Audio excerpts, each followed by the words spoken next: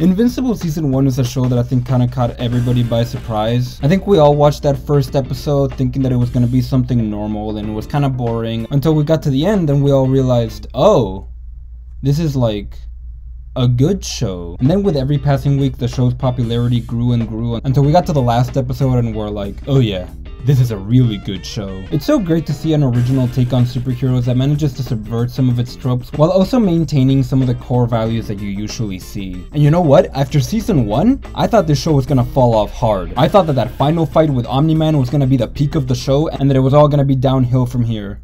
But guess what?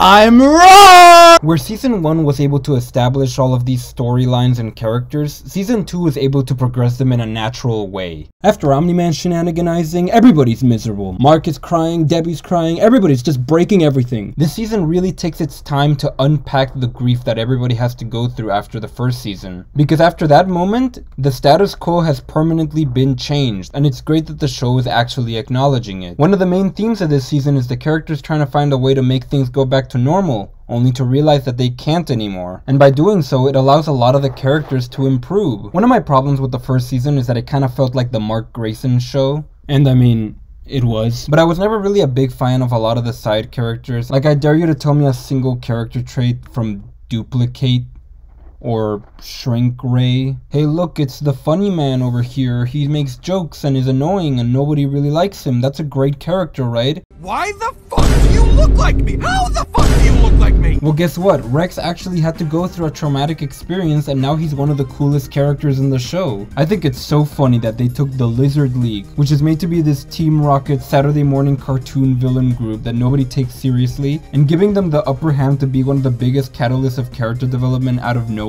And it's not like it just happened because the story deemed that it was their chance or something. It was because most of the big hitters of the Guardians of the Globe were off in another important mission. A mission that was set up in season 1. Because this show is actually well written. God, it's been so long since we had a show where characters actually made rational decisions instead of doing whatever nonsense the writers wanted them to do. You know something else that's really impressive as well? They fixed Amber. The character that nobody liked from season 1 is actually turned into a pretty sympathetic character this time around. I kinda get the feeling that she wasn't supposed to come across as unlikable and toxic as she did in the first season, and that was just the writers trying to be subversive and interesting over that plotline, because this time around she feels like a pretty different character. This season is about Mark and Amber realizing that they can't really be together anymore, and I think that the arc is treated with a lot of discretion that makes it feel natural. Something that I think is kind of interesting is how this show will actually tackle controversies that you see in other superhero movies and actually treat them with a lot of nuance and respect, like when Eve has to go fix the houses of the victims of the Chicago incident. She wants to be all, yeah, don't listen to the rules, the big government is trying to lie to you, but then because of her carelessness ends up hurting a lot of people and then has to realize that maybe the rules are there for a reason. They didn't make the constructor worker some guy that's like, you can't build that here, I hate women. Instead they portray it in a way that feels actually real. This is how you subvert expectations in a clever way, as opposed to trying to virtue signal the audience into thinking something specific. And there's just so many other characters to talk about. From Donald watching those Chinese worker videos, Alan getting his own episode that progresses the plot, or Monster Girl getting mad at Rudy for saving her life without her consent.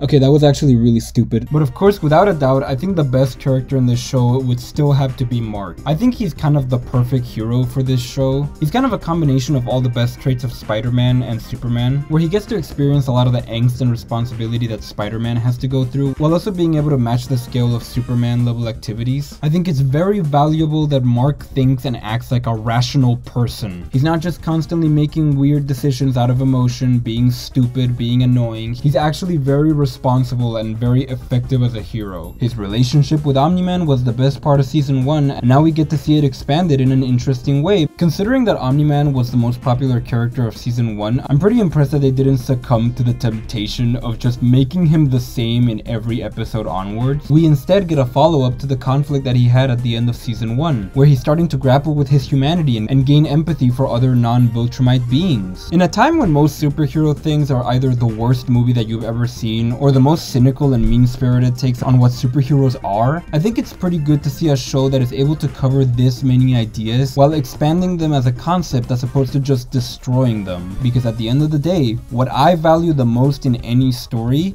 is efficient writing. The ability of a show to give you as much story as possible in as little time is something that I think is really lacking in most modern media. I also think it's pretty cool that there's a 2D animated show that's hitting the mainstream. Well, you know, one that's actually good. Watch over an empty hotel, will it, shit ass? Hey, shit ass, wanna see me speed bridge? I like the joke where they talk to Shea Frillis and he tells them about all of the little tricks that animators use to be lazy. Although if I had to say one thing about the animation, I don't think that simplifying the animation to make the drawings better is the dub that the show thinks it is. I get that when you're making an animated show that you have to cut corners in order to save up resources, but I feel like one of the corners you should never cut is the animation. If I wanted to watch Invincible with really good drawings but limited animation, I just read the comic book. But honestly, I think that's the best way to look at this season. Season 1 had really good moments, but also had some weird quirks every once in a while. Things that didn't really make sense, or characters that were really stupid. But this season really feels like they took the problems to heart and did everything they could to try to make it better. The one thing I will say though, is that they gotta slow it down with the fake out deaths, alright? People really liked this scene because it killed a lot of people. So revealing that they were all alive in the end, I think is a bit of a cop-out. But alright, let's stop messing around. We gotta talk about our seasonal villain, Large Cranium. Now I already talked about the multiverse and my problems with it, and I said that I'm fine with suspending my disbelief as long as they're able to establish rules and keep them consistent. And while I do think the show does the multiverse infinitely better than the MCU has, I feel like they never really developed the rules on how Angstrom's powers work. The only rule we're given is that he can only make portals in the same place in every dimension, which is kind of worthless because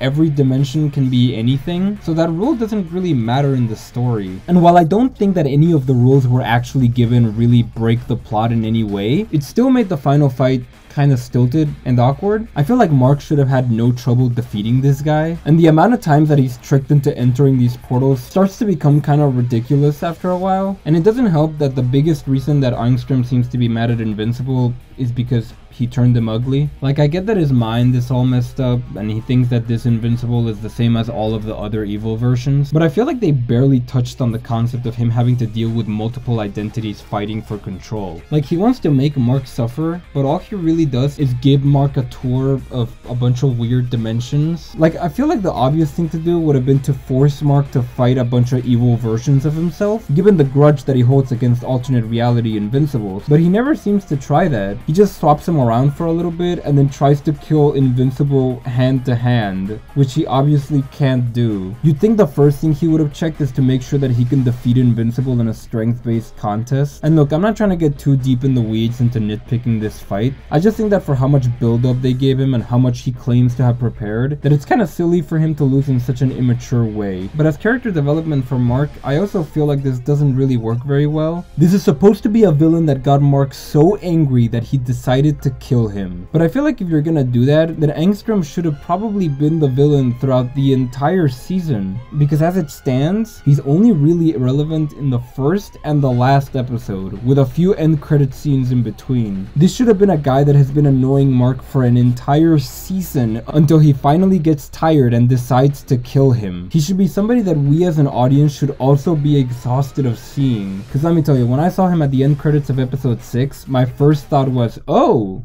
it's that guy. It kind of makes the finale feel a little anticlimactic. Like, if I had it my way, I feel like I would probably switch episodes 4 and 8. And I know that that would mean changing a few things about the story, but considering how modular the arcs are, I don't think that would be that difficult. You could still have the stuff with Anissa or Rex, because I think the stuff with Omni-Man being the finale would have been a much better send-off than what we got. Angstrom never really felt like anything more than a villain of the week. And for that reason, I don't really know if I should put him on the tier list. My rules for the tier list are no villains of the week and no henchmen, so I think I'm gonna have to leave it at that for now. You could try to give me arguments of what I should or shouldn't do in the comments, but I don't want to make any promises, alright? I decide what the people deserve. But as it stands, I think he does the job fine. He's not a bad villain, I just think there's way more they could have done with this character. For a show that has this many good ideas explored in such interesting ways, it's a little strange that the only fight he has with Invincible is in the first 20 minutes of the last episode. But even though this season's finale didn't quite reach the same heights as season 1, I still think that this season overall was better than the first one, and it's one of the best shows that is currently releasing today. However, I do have one last problem, but I know people are gonna agree with me on this one. We gotta stop having these batch releases for shows, alright? It worked for Stranger Things, it worked for Better Call Saul, because those seasons had good stopping points before making you wait a couple of weeks to see the rest of the show. Cutting Invincible season 2 in half and then making people wait